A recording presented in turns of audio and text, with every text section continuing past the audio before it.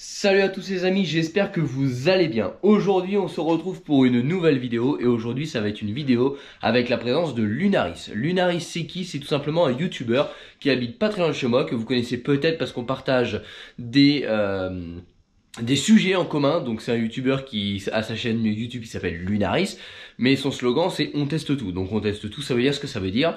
Et il teste tout, mais depuis quelques mois, et je dirais même ces dernières années, il teste beaucoup de motos et de voitures. Donc ce qui lui donne quand même un point commun avec la chaîne de GLB, c'est tout simplement le côté automobile, moto et donc passion automobile qu'on va généraliser là-dedans quoi.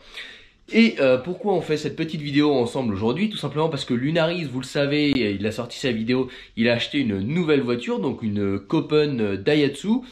Et il l'a acheté en garage et il s'est aperçu qu'il a eu quelques petites surprises sur ce véhicule-là, notamment sur sa vidéo du filtre à air. Donc je vais pas vous en dire plus, tout simplement parce que je ne veux pas spoiler ses potentielles futures vidéos, etc. Mais en tout cas, il a eu le souci, donc notamment du filtre à air, qui soi-disant a été changé, n'avait pas été changé. La révision a dû être faite pour la vente et finalement, il a de gros doutes. Donc il m'a contacté, il m'a demandé si je pouvais jeter un coup d'œil sur sa voiture, lui dire ce que je pensais et s'il avait si j'avais quelques conseils à lui apporter sur l'état de sa voiture et surtout vérifier les points qui auraient dû être faits lors de l'achat du véhicule. Donc voilà, c'est plus un check-up pour se rassurer, pour voir un petit peu si s'est pas fait arnaquer, s'il y a des choses à faire, si les choses que le garage a dit qu'il avait fait sont bien faites, etc. Donc voilà, c'est clairement une vidéo conseil, check-up, voilà, qui va être tournée avec Lunaris. Donc il va sûrement faire une vidéo en parallèle, etc. Donc ça va peut-être être drôle, des fois vous allez peut-être nous voir nous filmer. Bon bref, ça fait partie du jeu. Et donc aujourd'hui on va sortir la Lotus, on va mettre la Daihatsu Copen à Lunaris. Donc c'est une voiture qui est extrêmement petite, vous allez voir le garage va paraître énorme à côté. Parce que ma Lotus qui est déjà petite, la Copen à Lunaris est encore plus petite.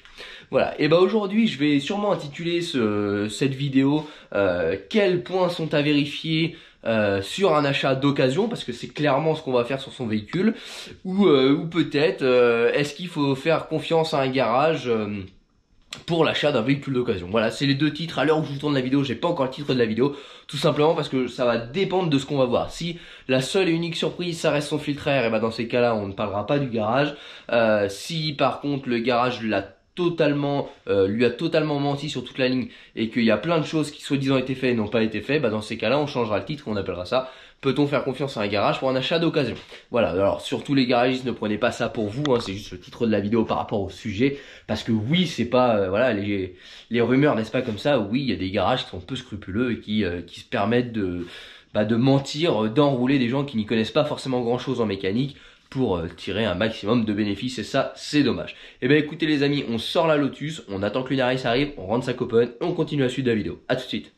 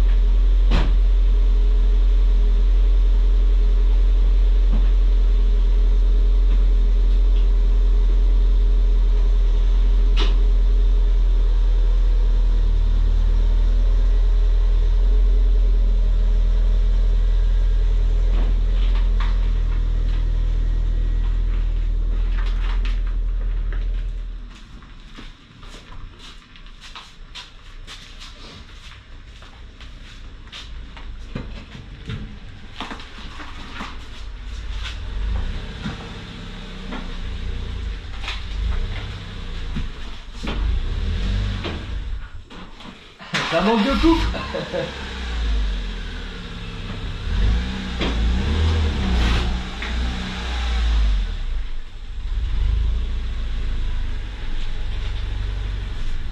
Vas-y, stop.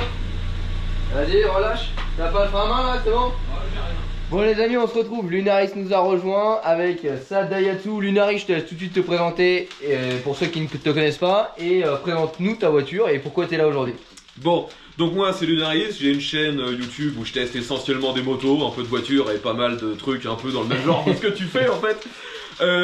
Pourquoi je suis venu? Parce que j'ai acheté cette voiture. Donc c'est une Daihatsu Coupon, une K-Car, c'est-à-dire une toute petite voiture qui est vendue essentiellement au Japon.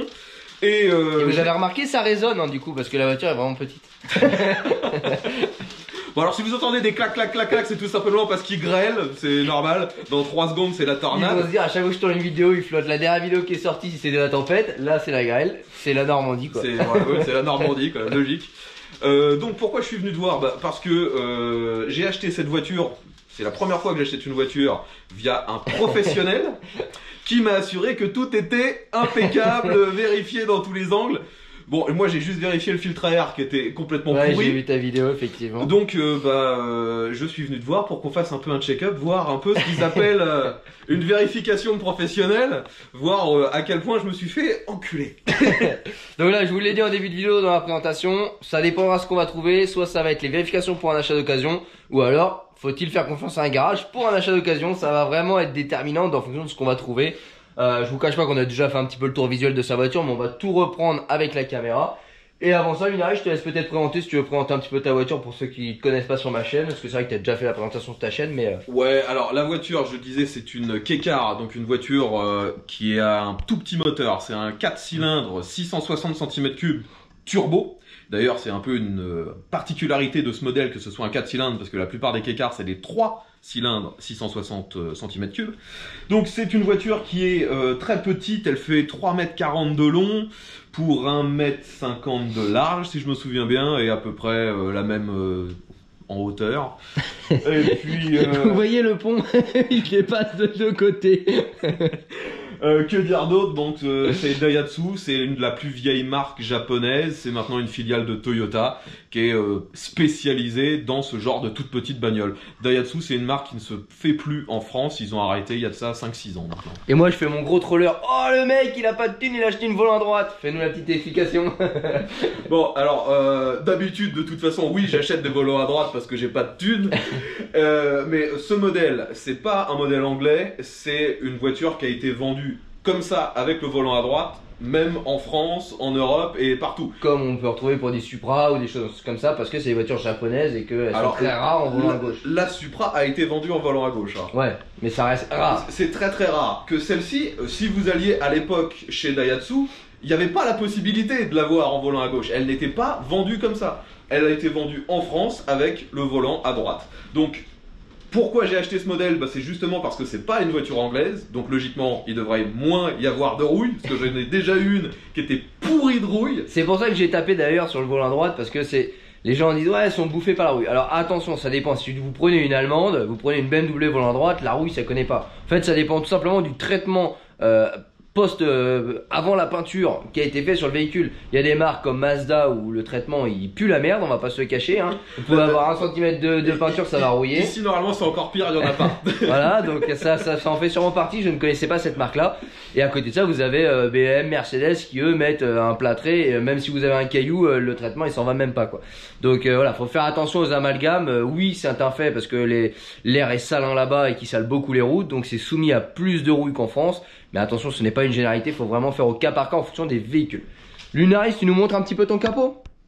Montre-nous voilà, ça c'est un super capot. montre-nous la bête qui sommeille dans ce capot. Bon. Alors attention, ça va être impressionnant. En fait, on vous a mytho depuis le début. Là, l'objectif de la journée, c'est de lui greffer un turbo. Il y en a déjà un. Merde. Il y en a déjà. Bon, on va essayer de le faire souffler plus fort. T'imagines un peu, il y a déjà un turbo. Et il fait que 68 chevaux le moteur. Et la cylindrée, tu l'as dit? 660. Non, c'est pas une blague. Ah non, c'est pas une blague, hein. Ça fait 660 cm. C'est marrant parce qu'il fait la taille de... Enfin, quand tu le vois visuellement comme ça fait la taille d'un moteur que tu trouves chez Renault en 1,2 litre, 1,4 litre. Ouais, quoi. C'est le cache qui est gros, quoi. Ils ont dû se dire, on va mettre un gros cache pour faire croire qu'il y a un moteur. Mais non, le moteur est tout petit, en fait. Il est juste là, en fait. Alors, pour la petite anecdote, juste comme ça, pour Lunari, je le connaissais avant qu'il me connaisse. Et je l'ai connu parce qu'il avait modifié sa dump valve sur sa première Daihatsu. C'est la première vidéo que j'ai regardé de Lunaris. Modif que je vais peut-être refaire parce qu'en fait c'est même pas une modif, c'est juste on enlève un tuyau. Et ça vous fait gagner 200 chevaux. Hein. Bon, ça fait psh, Et tu l'entends vraiment quand t'es dedans? Ah ouais, ouais. Ça c'est, bah en même temps, c'est pas très bien isolé, je pense, comme bagnole. C'est surtout ils essaient aussi d'alléger. Non, Je vois que t'as pas de mousse ici, rien. C'est ni moins bien ni pire que n'importe quel autre cabriolet. Quoi. Ouais. Bon, bah en tout cas, voilà, la voiture est présentée. On va vous embarquer comme ça en mode un peu vlog tout au long de ce petit tour. Donc là, on va lever la voiture et ensuite on va inspecter donc les trains roulants, les jeux, la rouille, si on a des défauts, que ce soit châssis, corrosion, etc. Lunaris est là pour en parler. Sa MR2, il a découvert des légers petits trous sur le plancher. Non, de toute façon, à toutes les bagnoles que j'achète, il y a toujours un moment ou un autre où je découvre une énorme merde. Là, au moins, je devrais être fixé rapidement. Donc là, c'est l'avantage en fait d'avoir un pont, c'est que vous faites pas chier avec le cric à vous rouler sous la bagnole. On appuie sur un bouton, ça monte tout seul et on peut regarder tranquillement. Et en plus, la bagnole à Lunaris, elle est assez petite, ce qui fait qu'on va pouvoir lever assez haut. Et ben les amis, on la monte et puis on se retrouve tout de suite.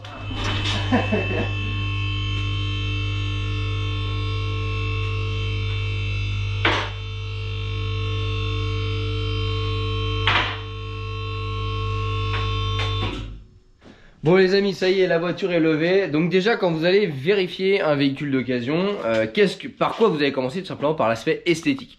Donc là, malheureusement, on vous l'a dit tout à l'heure, c'est la grêle, la flotte, voilà. Donc on va pas parler de l'état de propreté parce que c'est normal, il aurait pas pu venir. Il n'y a pas de station de lavage dans mon village. Donc déjà, qu'est-ce que vous allez faire? Vous allez inspecter l'état. Donc premier tour, on regarde la peinture. Est-ce que le vernis s'écaille? Est-ce qu'elle est brillante? Est-ce que déjà le véhicule est propre? C'est un bon indicateur. Si le véhicule est bardé de boue quand vous venez le voir, techniquement c'est que déjà c'est pas très soigneux pour le propriétaire. Donc vraiment déjà l'aspect propreté. Une fois que l'aspect propreté est passé, donc intérieur extérieur, hein, je précise, une bagnole qui est crade à l'intérieur quand elle est vendue, ça en dit long sur l'état de conscience du mec. Donc une fois que le tour de propreté, ça c'est du visuel, ensuite on passe à la carrosserie. Qu'est-ce qu'on regarde? On regarde l'état du vernis, l'état de la peinture. Donc le vernis, faut pas qu'il s'écaille, la peinture, faut pas qu'elle soit rayée. On regarde également s'il y a des déformations sur le véhicule. On regarde généralement les contours de porte ici, les contours de poignée, les contours de joints. Ça permet aussi de savoir si la peinture a été refaite. Et si elle a été refaite, si elle a été bien refaite. C'est-à-dire que des fois, vous pouvez retrouver sous les joints ici des défauts de peinture, voire des décollements de vernis. Et c'est un signe en fait que la peinture a été refaite et a tout simplement été mal refaite. Donc ouais, une peinture peut être refaite, hein, les véhicules ne sont pas neufs, c'est de l'occasion, c'est le but de cette vidéo-là. Donc une peinture refaite c'est bien, mais il y a généralement refait et refait quoi. Des fois c'est peint sur la bagnole, voire mal masqué, voire aucun démontage. Et franchement ça se voit. Et le problème de se voir, c'est que ça se décolle au fur et à mesure que vous avez passé le Karcher sur votre voiture. Donc ensuite on continue le tour esthétique. Donc il faudra bien penser à vérifier les angles. Les angles c'est là où ça va être le plus soumis au choc, c'est-à-dire quand les gens vont se garer, les créneaux, etc. Notamment pour une voiture qui est achetée en ville. Donc Lunaris m'a donné le droit de filmer sa plaque, hein, pour information, parce que je vous connais. Et donc on continue, les angles. Bien penser à vérifier ici et ici les arêtes. Généralement, s'il y a de la rouille, elle commence généralement sur le retour ici. Donc là, on va vous filmer tout ça parce qu'on va regarder la rouille après. Donc, mais ça fait partie de l'aspect visuel. Les contours d'antenne, généralement on voit si ça a été repeint également et la rouille se présente souvent sous les contours d'antenne. Sur un cabriolet, bien évidemment, il faudra vérifier l'état de la capote ou du hardtop et son fonctionnement, ainsi que les joints, c'est-à-dire que parfois les joints craquent, donc de contour de fenêtre ou de contour de capote, et font rentrer l'eau. Donc si vous avez la possibilité, passez un coup de lavomatique de Karcher au moment de l'achat, ça vous permettrait de voir s'il y a des fuites ou pas. Alors encore une fois, il y a capote et il y a capote. Si vous prenez une Lotus Elise et que vous allez passer un coup de Karcher, vous allez prendre la douche. C'est pas fait pour être étanche à la pression. Mais si vous achetez une BMW, elle doit rester au Karcher. Donc voilà, tout ça c'est encore, ça coule de source selon le véhicule que vous achetez. Ensuite, il faudra penser à vérifier vos bas de caisse. Les bas de caisse, ils peuvent être bien comme ça, mais quand vous vous mettez comme ça, ils peuvent avoir subi des déformations suite aux patins de levage comme ça, qui sont souvent levés peu scrupuleusement par certains centres de réparation auto, mais peut aussi par le propriétaire qui a pu donc tout simplement déformer ici en mettant le cric au mauvais endroit, parce que ça c'est une soudure de tôle, mais il y a des renforts qui se placent ici généralement sur les véhicules et qui permettent donc de lever le véhicule, et parfois ils sont pas du tout pour ça, les points de levage sont derrière et les gens lèvent par là et tordent tout, voire enfoncent tout. Et il faudra également vérifier ici qu'il n'y a pas eu de cric d'enfoncé ou de trottoir frotté. Là en l'occurrence c'est pas le cas, mais bien penser à s'abaisser pour vérifier. Ensuite, vous pouvez contrôler l'état des jantes. Donc l'état des jantes, c'est comment? Et ben déjà vérifier qu'elle n'est pas voilée. Ça malheureusement vous n'allez pas réellement pouvoir le voir, mis à part rouler si le volant tremble.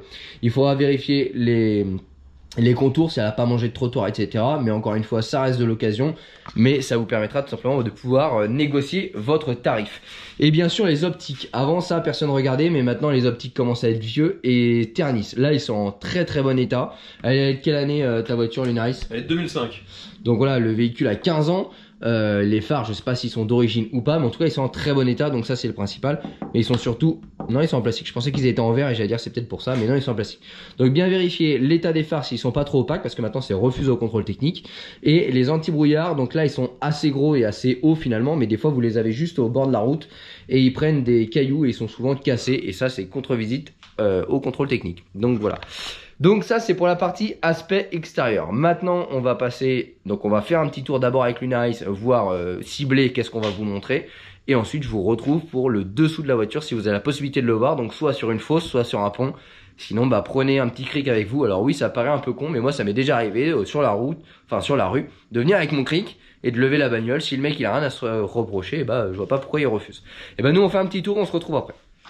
Bon les amis, après ce petit tour extérieur, on va passer au tour sous le châssis. Donc là je vais vous montrer un petit peu en détail. Hop, je prends mon outil. Alors, il suffit pas de grand chose, hein. Vous prenez un tournevis, un petit pic, un petit machin. Ça permet en fait de taper la tôle, voir si le bruit change. Et si on a de la rouille, si on a des choses qui s'effritent, etc. Donc voilà, un tournevis, un pic. Alors pas un marteau parce que c'est un peu brutal un marteau. Mais vraiment quelque chose de léger qu'on peut manipuler, aller taper, entendre et voir si ça se décolle. Je vous mets le flash et on passe tout de suite sous la voiture. Alors, hop. Donc là, tout d'abord, on passe. Alors, je vais faire un peu plus rapide, hein, parce qu'on a fait un premier tour avec Lunaris pour checker, voir s'il y avait des points vraiment importants à vous montrer, etc. Ce qu'on peut voir direct au premier regard, c'est que cette voiture a été repeint vite fait au niveau du châssis pour donner un aspect propre. Donc ça, comme on a dit tout à l'heure avec Lunaris, c'est quelque chose qui peut au premier abord faire vraiment très peur, parce que généralement quand c'est repeint, c'est que généralement on cache quelque chose, de la rouille, un choc, on ne sait pas. Alors là je peux tout de suite vous dire que c'est pas le cas parce qu'on a vraiment du coup regardé en long, en large, en travers, mais en tout cas c'est vraiment un point où il faut se méfier. Et là on peut le voir, par exemple ici la peinture a été changée, donc là vu que la peinture a été refaite à la bombe, en fait vous voyez, alors à certains endroits, si je tapote, je pense que ça a été fait un coup de Karcher, un coup de bombe, sans dégraissant, sans rien, et quand je tapote j'arrive tout simplement à décoller la peinture. Mais le dessous est vraiment sain, donc ils ont vraiment mis un coup de barbouille pour faire un côté propre, mais ils ont rien masqué, et ça c'est déjà un plus. Mais en tout cas, si vous voyez quelque chose qui a été repeint, attention, méfiez-vous et redoublez de vigilance. Donc là, vous voyez, on a les traces de bombe ici, ça c'est pas mouillé, hein. Là-bas, voilà les traces de bombe, mais vous allez un peu plus vous remarquer quand on va passer. Là, vous voyez, ça c'est le réservoir, on voit ici qu'il a eu des projections. Et ici, ça se voit bien aussi, vous voyez, là c'est le brouillard de peinture qui est venu ici. Ensuite, ici, vous allez vraiment vous en rendre compte, c'est pas mouillé, hein. C'est peint et pas peint. Donc là, vous voyez franchement qu'ils ont passé un coup de propre. Et ça, c'est vraiment, faut faire très attention parce que moi, je vois ça, je redouble de vigilance. Donc là, il faut vraiment, voilà. Là, on sent qu'il y a de la ferraille, hein. On tape, il y a de la ferraille, ça sonne pas creux, ça s'effrite pas. Là, c'est pareil. Donc ça, c'est vraiment les choses qu'il faut faire. Ensuite, on s'est aperçu vite qu'ils avaient peint parce que vous voyez, ils ont badigeonné le catalyseur de spray peinture en allant peindre au-dessus. Donc au-dessus, idem, ça a été peint. Et pareil, on tape. Voilà, et là on voit la peinture qui se décolle immédiatement, donc ça a été vraiment fait un petit peu à la va-vite. Mais heureusement, ça ne cache rien. Donc là, on tape, voilà. Il faut vraiment pas que ça s'effrite, que ça nous tombe sur la gueule et qu'on ait un bruit un peu caillou qui s'effrite, voilà, typiquement de la rouille qui fait son travail sur l'alu, quoi. Enfin sur l'acier, un peu comme ici. Bon, ça c'est la ligne d'échappement, c'est normal, ça condense, ça chauffe, ça refroidit. Donc du coup là, la petite protection qui est dessus se barre, mais elle est pas du tout percée. Vous voyez, il y a encore sacrément de la ferraille quand on tape dessus. Donc c'est des choses à faire, hein, c'est très simple à faire. Pareil sur les bas de caisse ici, vous voyez là ça a été repeint, donc on tape. Donc nous on l'a fait partout, hein. Là je vous montre vraiment la technique pour le faire, mais c'est vraiment comme ça qu'il faut faire pour aller détecter. Là vous voyez bien également la partie qui a été repeinte, là on a un petit peu de peinture, bon là ça s'accentue, c'est mouillé, mais là-bas vous voyez bien, le berceau a vraiment été peint. Donc là c'est pareil, on tape. La seule chose qu'on a détecté, c'est ici, ça a un petit peu frotté sur un renfort, donc ça c'est les renforts de rigidité de la voiture. Alors c'est pas étonnant, hein, c'est que ce renfort là est plus bas que le côté de la voiture. Donc forcément quand vous passez un dodan ou autre, bah, c'est le seul endroit qui frotte. Donc voilà, après il est pas déformé, il est pas abîmé, il y a juste des traces de frottage, c'est pas très français mais c'est comme ça qu'on va le dire. Ici, vous voyez aussi qu'il y a subi de la peinture. Bon, là, on est clairement sur de la partie plastique. Mais voilà, quand vous tombez sur une voiture qui, en plus de base, est très mal protégée sur la rouille, et vous voyez que ça a été repeint comme ça, il y a deux solutions. Soit la personne est vraiment maniaque et a fait les choses bien, soit elle a essayé de vous cacher quelque chose. Donc, en tout cas, redoubler de vigilance. Mais là, on voit très bien que c'est très propre, hein. Si je tape dessus, ça bouge pas. On a vérifié avec une lumière, les corps creux dedans, ils sont très propres. Donc, vous voyez, là, je tape le corps creux, hein. Ça s'effrite pas du tout, c'est très propre. Donc il y a pas, sur ce modèle de véhicule là à Lunaris, il y a absolument pas d'inquiétude à avoir. Le seul point de rouille qu'on a eu, donc là on passe tout de suite un petit peu plus à l'avant. Donc là c'est pareil, on voit que c'était repeint, donc on tape, etc. C'est ici, voilà. Vous voyez, on a trouvé un petit point de rouille ici, mais c'est vraiment rien du tout. Je lui ai dit cet été, il passe un petit coup de framéto pour stopper la rouille. C'est juste à un niveau de soudure, donc faut soigner tant que c'est encore temps. Mais il y a rien d'alarmant. Il y a des voitures qui ont bien plus que ça et qui ne sont pas forcément importées d'Angleterre ou quoi que ce soit. Donc ça, c'est pour la partie un petit peu sous châssis. Donc vérifiez toute cette rouille. Je vais vous montrer un petit peu comment on sait quand ça a été bien fait et pas bien fait. Donc là, ça a clairement été fait pour la vente, hein, on va pas se le cacher. Ils ont fait un petit coup de propre pour que la voiture soit jolie dessous et que ça se vende. Alors ils ont rien caché, c'est déjà un bon point. Mais en fait, ça a tout simplement pas été préparé. C'est-à-dire que ça a pas été brossé, ça a pas été dégraissé. Ça a été lavé et peint. Et vous voyez, en fait, si je tape ici, la peinture tout simplement, voilà. Ça se décolle, donc en fait ça n'a aucune accroche. Donc si ça n'a pas d'accroche, c'est que la surface n'a pas été préparée. Mais ça c'est un détail, c'est pas grave. Le tout c'est en fait que la saleté ne se mette pas entre la peinture qui a été mise et la peinture de base, sinon ça pourrait cloquer.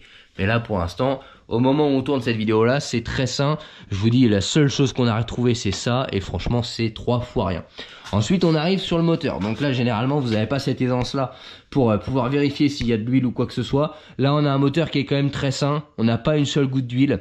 Ici c'est un petit peu gras, mais ça c'est la tringlerie de boîte, donc ça c'est tout à fait normal, c'est parce que c'est mon take de la graisse.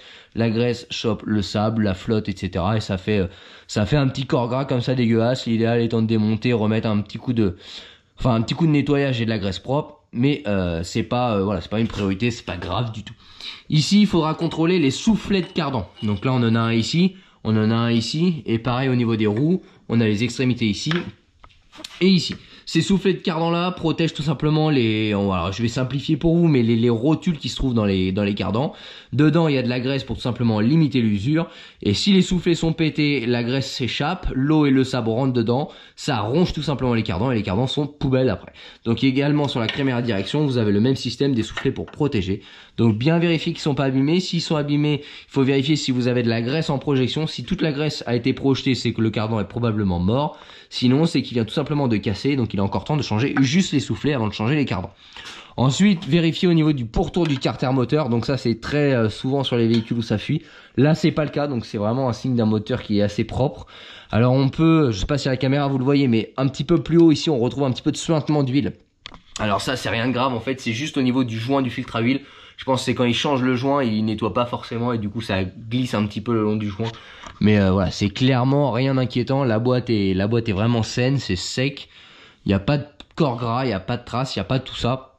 Ensuite, ce qu'il faudra vraiment vérifier de ce côté-là, c'est également les durites de frein. Donc ici, bon, la vis est un petit peu rouillée, mais encore une fois, c'est une voiture qui a 15 ans. C'est absolument rien d'alarmant. Pareil de ce côté-là. Hop. Mais par contre, la durite en elle-même, elle est propre, le raccord n'est pas rouillé, etc. Sur des véhicules anglais, j'ai déjà vu des durites qui étaient à 2 doigts de péter, hein. Vous prenez le tournevis, vous faisiez ça pétait. Donc bien faire attention, surtout sur les véhicules anglais. Sur les véhicules en provenance de France ou d'Allemagne, on a généralement moins ce problème-là. Ce qu'il faudra vérifier également, si vous le pouvez, c'est les glissières des étriers. Donc c'est ici. Donc vous soulevez un petit peu le joint ici. Et parfois c'est tout rouillé. Là elles sont nickel, c'est encore chromé. Parce que sous ces glissières là, c'est la glissière qui va permettre à l'étrier de naviguer. Si cette glissière là est bouffée par la rouille, votre étrier ne navigue plus et votre frein peut gripper. Donc voilà, c'est des petites choses qui sont pas forcément vérifiées au contrôle technique, mais qui sont vite embêtantes quand ça vous arrive. Donc ensuite on peut regarder l'état du disque. Donc là le disque est à une usure assez régulière, même si elle n'est pas parfaite, parce que vous voyez un petit peu ici qui sont pas frottés. Mais ça c'est encore commun, hein. Je dirais 80 voire 70% des voitures ont cette usure entre guillemets anormale à l'intérieur du disque. Donc vous voyez ici c'est pareil, on a un petit peu plus, mais c'est franchement pas grand chose. Et généralement on change les plaquettes et ça se rectifie tout seul. Maintenant, vu qu'on est sur le pont et qu'on vous fait cette vidéo là pour pousser un petit peu, alors je retire le flash parce que je suis en train de m'éblouir. Hop.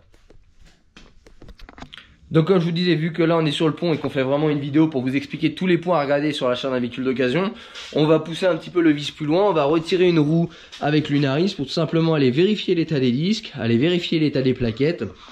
Quand vous avez des jantes en aluminium, c'est un petit peu plus facile d'aller regarder ça sans démonter une roue. C'est-à-dire que ici, entre les barreaux, vous allez pouvoir vérifier la collerette. Donc là, en l'occurrence, on n'a pas de collerette ou quasi rien.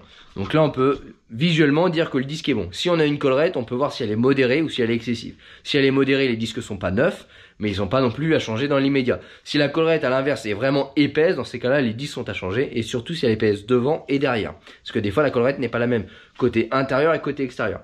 Ça vous permet également, avec des jantes alu, d'aller vérifier l'état des plaquettes. Ici, on voit que les plaquettes sont quasi mortes. Je vous montrerai plus en détail tout à l'heure. Mais quand vous avez des jantes en acier, vous n'avez pas ce visu-là. Donc malheureusement, pour aller voir ça, il vous faudra retirer l'enjoliveur et la jante en acier. Et ben écoutez, nous on vous démonte une roue et on se retrouve après. Alors, qui m'a serré ces putains de roues? C'est-à-dire que là, je suis à entre 3 et 400 newtons. Ça sort pas.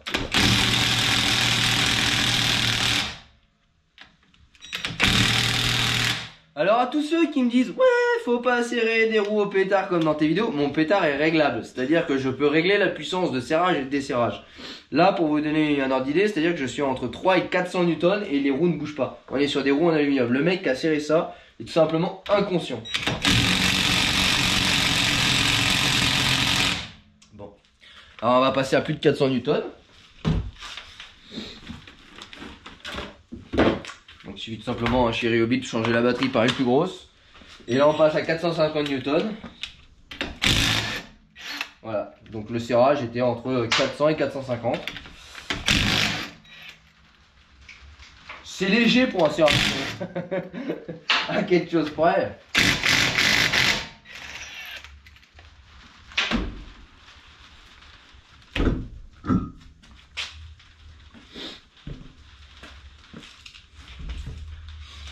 Donc là, hop. Là, on va avoir accès au disque. Qu'est-ce qu'on va regarder maintenant? On va tout simplement regarder tout ce qui est biellette. Donc là, est-ce que tu as le Neyman qui bloque? On va regarder. Non, ok, parfait. Ah oui, j'ai le pont qui me bloque là-bas. Bon, c'est pas grave. Si tu peux venir voir ici, il va falloir vérifier donc tout ce qui est soufflé déjà. Est-ce que les soufflets sont en bon état? Là, c'est le cas, ils sont soufflés, etc. Ensuite, vérifier s'il y a du jeu. Donc là, il n'y a pas de jeu. Là, on peut le faire à la main simplement parce que les roues sont pendantes. Si vous êtes à l'arrêt, donc la roue de l'autre côté posée, il vous faudra tout simplement un levier, donc un pied de biche, un manche de cric ou ce que vous voulez pour aller faire du jeu là-dessus. Mais là, très clairement, il n'y a aucun jeu dessus. Donc là, les rotules sont en bon état. Il faudra également tester la rotule de direction. Donc là, tout simplement, vous faites comme ceci. Là, il n'y a aucun jeu. Si vous entendez un cloc-cloc, c'est que vous avez potentiellement un jeu. Là, il y a zéro jeu. Donc là, c'est la rotule qui est dans la crémaillère qu'on va tester. Donc là, côté direction, c'est ok. Ensuite, visuellement, on pourra regarder les cylindres blocs qui se trouvent là-bas. Alors, voilà, parfait. S'ils sont craquelés, là, en l'occurrence, c'est pas le cas. Ce cylindre bloc-là, vous avez le même qui se trouve côté roue, ici. Ensuite, on va attaquer donc la partie. Donc là, le cardan, vous le voyez bien hein, pour tout à l'heure, pour revenir au soufflet de cardan. On a le soufflet de cardan qui se trouve ici. Ensuite, on revient sur la partie disque. Donc là, on a la collerette qu'on n'a pas du tout ici. Donc là, le disque est en très bon état. Et là, vous avez l'aspect plaquette. Alors, ici, vous avez... Alors, je vais prendre un tournevis, ça sera plus facile pour vous montrer. Ici, vous avez l'acier. Donc la partie acier de la plaquette, le support. Et là, vous avez la garniture, ce qui vous sert en gros pour freiner. Ici, la plaquette est morte. Il reste 1 mm, 1 mm et demi de garniture. Ça, c'est mort. Et après, ce qu'il faut aller vérifier... Alors... Forcément c'est bloqué. C'est la partie intérieure ici. Je ne sais pas si on va la voir. Voilà. Bon, généralement, il faut savoir que l'intérieur s'use plus vite parce que l'intérieur, c'est là où il y a le piston, sur des étriers monopiston. Donc, étant donné que c'est là où ça frotte le plus, ici, on vient seulement contraindre le disque. Donc, si ici c'est usé, généralement, à l'intérieur, c'est encore plus usé. Là, malheureusement, je peux pas vous le montrer, on n'y a pas accès. Donc, malheureusement, je peux pas vous le montrer. Mais, en tout cas, ici, déjà, on voit que les plaquettes sont mortes. Donc, ici, il faudra prévoir un changement de plaquette. Par contre, à l'inverse, le disque, lui, est en très bon état. Ensuite, ce qu'on peut vérifier, c'est l'état des amortisseurs. Alors, vous n'allez pas pouvoir contrôler un amortisseur comme ça, sinon ce serait un peu trop simple. Mais en tout cas, vous pouvez voir s'il pisse de l'huile. S'il pisse de l'huile, si le ressort est cassé, donc c'est quelque chose qui est extrêmement rare, mais j'ai déjà vu des ressorts cassés, voire coupés pour ceux qui font un petit peu de tuning et qui veulent rabaisser la voiture pour pas cher.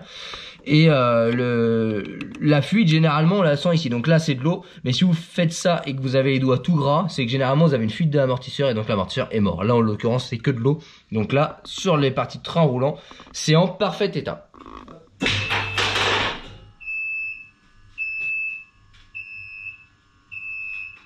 Alors, ce qui est marrant, c'est... Bon les amis, cette petite vérification touche à sa fin. Donc maintenant, on va passer sur la vérification moteur. Je ne vous ferai pas la vérification intérieure hein, parce que je ne suis pas détailleur. Tout le monde est capable d'appuyer sur un bouton, voir si le bouton marche, et tout le monde est capable de voir si un siège est déchiré ou si un siège n'est pas déchiré. Donc ça, c'est pas le but de cette vidéo. Nous, on va vraiment se concentrer sur la partie aspect mécanique de la chose. Et là, donc le dernier point à regarder, ça va être le compartiment moteur. Bien évidemment, j'ai oublié de vous dire tout à l'heure, il faudra contrôler l'usure des pneus. Si vous voulez contrôler l'usure des pneus, je vous renvoie vers ma vidéo sur comment voir si vos pneus sont morts. Donc, vous regardez la date des pneumatiques, il ne faudrait pas qu'ils excèdent 5 ans. Et ensuite, l'état de la bande de roulement, si elle n'est pas déformée, crevée, etc. Et l'usure tout simplement avec le témoin. Ça coule de source, je le rappelle parce que je l'oubliais tout à l'heure. Là, on arrive sur un moteur qui est assez dans les standards, c'est-à-dire que ça paraît beau comme ça, mais vous n'y voyez finalement que dalle. Si vous retirez pas ce cache-là, bah ok, c'est beau, voilà. C'est beau, c'est bien, mais vous voyez pas s'il y a des fuites, vous voyez pas l'état des durites, vous voyez pas tout ça. Donc là, nous on va faire le choix, on va retirer les petits vis pour tout simplement retirer ce cache-là. Et parce que ça prend 5 minutes à faire chez le gars qui la vend, et puis bon, 2 vis de 10, vous prenez pas de risque. Si le gars veut pas, encore une fois, c'est qu'il a forcément quelque chose à cacher. La batterie, bon bah vous voyez, hein, après l'aspect général, c'est-à-dire qu'il n'y a pas de boue, il n'y a pas de poussière, il n'y a pas de rouille. Déjà, c'est plutôt quelque chose de bon. Là, on voit les colliers, ils sont pas pourris, les vis des ailes, etc. c'est pas pourri. Donc ça, c'est vraiment la partie aspect visuel. On ouvre le capot et qu'est-ce qu'on voit? Est-ce que ça fait mal aux yeux? Est-ce que c'est propre? Là, on retrouve encore une fois les durites, les petites visseries, etc. c'est propre. Les capteurs, ils sont propres, c'est pas bardé de boue. Le radiateur ici, donc là, on a le radiateur de clim, ce qu'on va appeler le condensateur de clim. Les ailettes sont belles, elles sont pas tordues. Derrière, vous avez le radiateur d'eau. Pareil, on voit que les ailettes sont vraiment propres. Il n'y a pas de saleté, il n'y a pas de feuilles, il n'y a pas tout ça. Donc déjà, au premier abord, c'est quelque chose de propre. Maintenant, il faut pousser le diagnostic un peu plus loin. Donc là, on va tout simplement retirer les deux vis ici. On va retirer le cache. On va aller voir ce qui s'y passe dessous. Lunari, je te passe la caméra. Hop.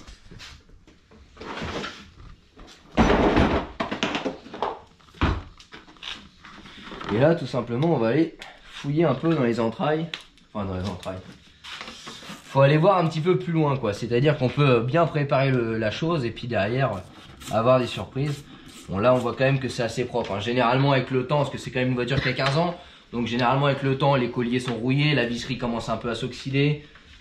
Bon, le moteur est clairement plein de poussière. Là, c'est quand même propre, c'est soigné, on voit que ça a été entretenu. Ce qu'il faut faire attention, c'est pas que ça a été nettoyé spécialement pour la vente. Donc ça, c'est des choses qu'il faut regarder également. Si quand on retire et dessous, c'est absolument dégueulasse, c'est que généralement, ça a été nettoyé en surface pour la vente. Là, je vais prendre ma barre de LED, qu'on va voir nettement mieux. Donc là, on voit que c'est quand même propre. On a un peu de poussière. C'est un moteur qui a 15 ans.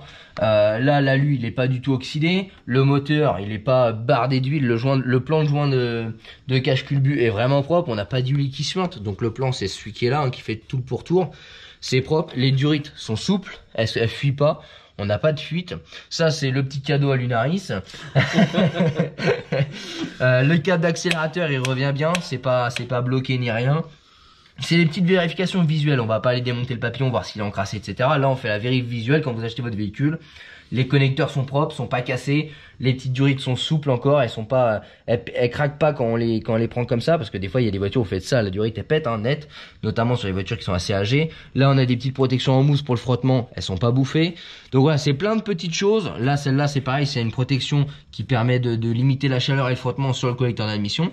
C'est pas abîmé. C'est plein de petites choses visuelles comme ça qui vous permettent en fait de voir si c'est propre, si ça a été bidouillé ou pas.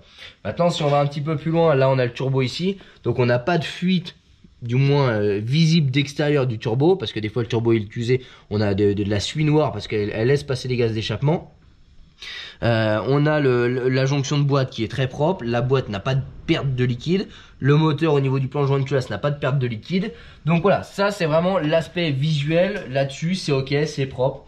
Alors il faut savoir que c'est long, quand on fait les choses bien c'est long. Quand j'achète un véhicule d'occasion, et ma femme pourra vous le dire, hein, parce qu'elle râle souvent, je prends pas moins de 2 heures juste pour inspecter la voiture. Et j'ai pas encore essayé. Alors je suis vraiment chiant, j'espère que j'achèterai jamais vos bagnoles les gars. Mais en tout cas, voilà, il y a plein de points à vérifier. Ensuite, après l'aspect mécanique, et je dirais même avant cet aspect-là, première chose à regarder, c'est les niveaux.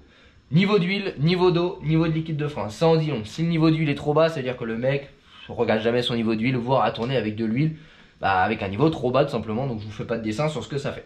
Donc là, on regarde, le niveau, il est ok. Là, le frein, alors j'ai du mal à voir. Le niveau, il est presque au max. Donc ça, c'est ok.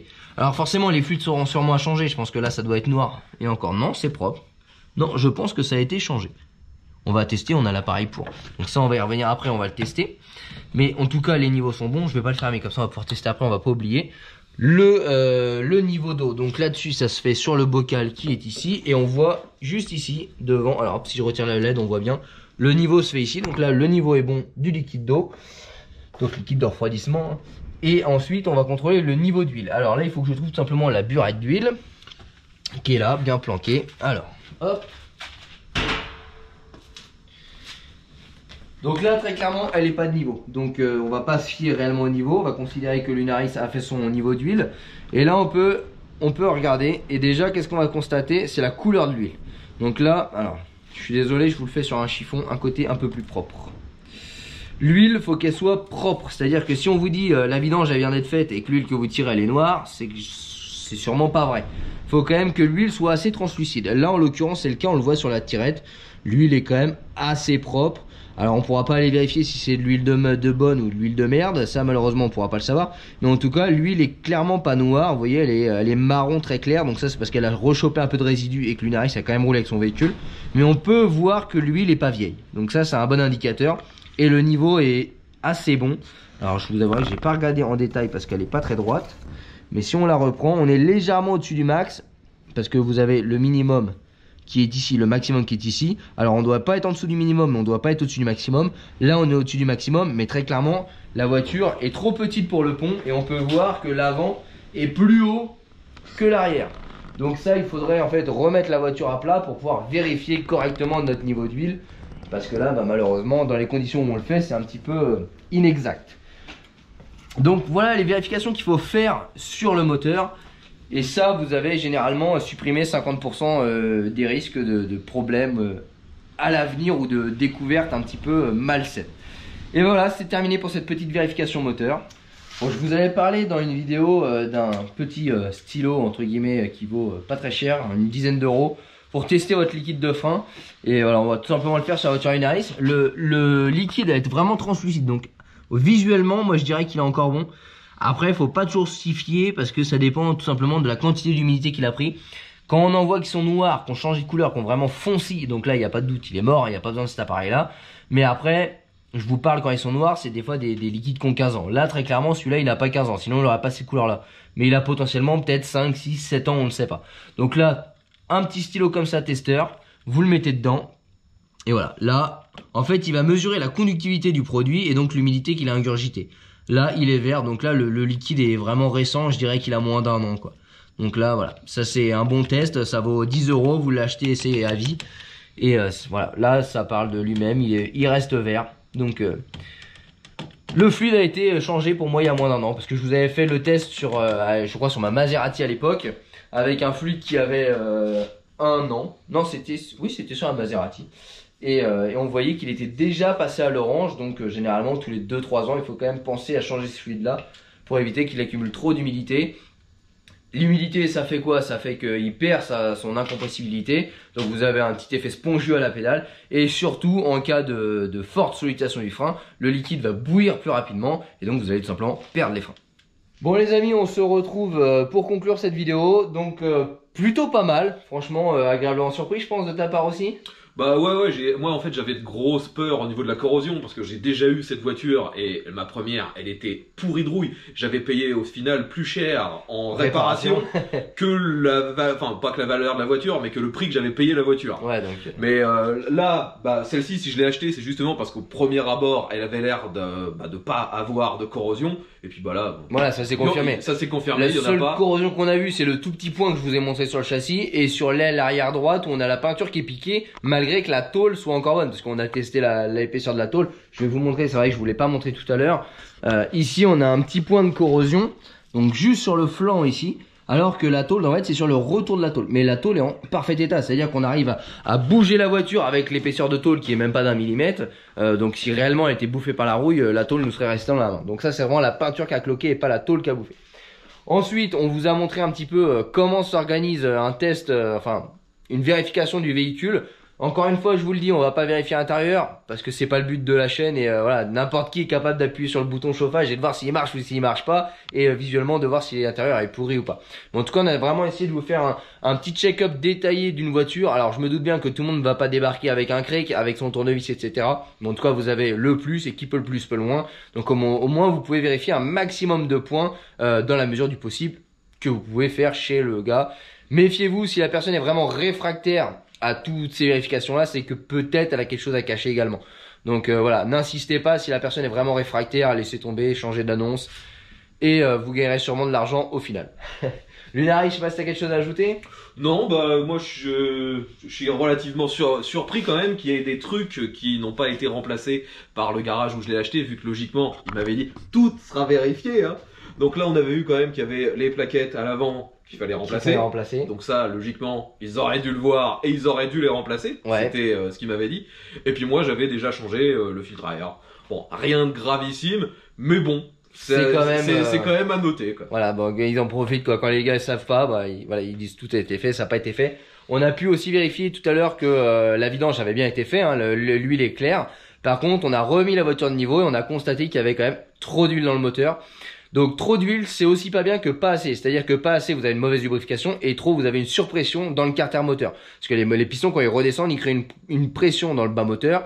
Et quand il y a trop d'huile, bah, tout simplement, on augmente cette pression-là et on peut casser un moteur comme ça. D'autant plus sur un moteur turbo, en fait, quand on a trop d'huile, on peut faire ce qu'on appelle un emballement de turbo. C'est-à-dire que votre moteur se met à accélérer à fond tout seul et vous pouvez absolument rien faire sauf essayer de le faire caler. Et c'est pas forcément gagné. Et en gros, le seul truc qui arrête sur le moteur, c'est quand il explose, tout simplement. Donc faites attention. Trop d'huile, c'est pas bon sur un moteur atmosphérique, mais c'est encore plus pas bon sur un moteur turbo. Donc là, Lunaris va faire son niveau correctement, il va revidanger, il va refaire son niveau correctement. Mais voilà, attention au niveau d'huile, c'est pas qui peut le plus, peut le moins, bien au contraire. Et l'idéal, c'est d'être juste en dessous du maximum. Et si possible, enfin si vous n'avez pas trop de connaissances, vous mettez entre les deux et vous risquez rien. Voilà. Lunaris, c'est tout bon pour toi? C'est tout bon, merci, merci d'avoir pris le temps de regarder un peu c'est avec plaisir. Toute cette mini bagnole. Bon, c'est une mini voiture, mais il y avait potentiellement beaucoup de choses à réparer. Donc merci encore, puis bon, je pense qu'on se reverra pour d'autres vidéos. Bah ouais, avec plaisir. Et ben les amis, nous on vous dit à bientôt dans une prochaine vidéo. Allez, bye bye.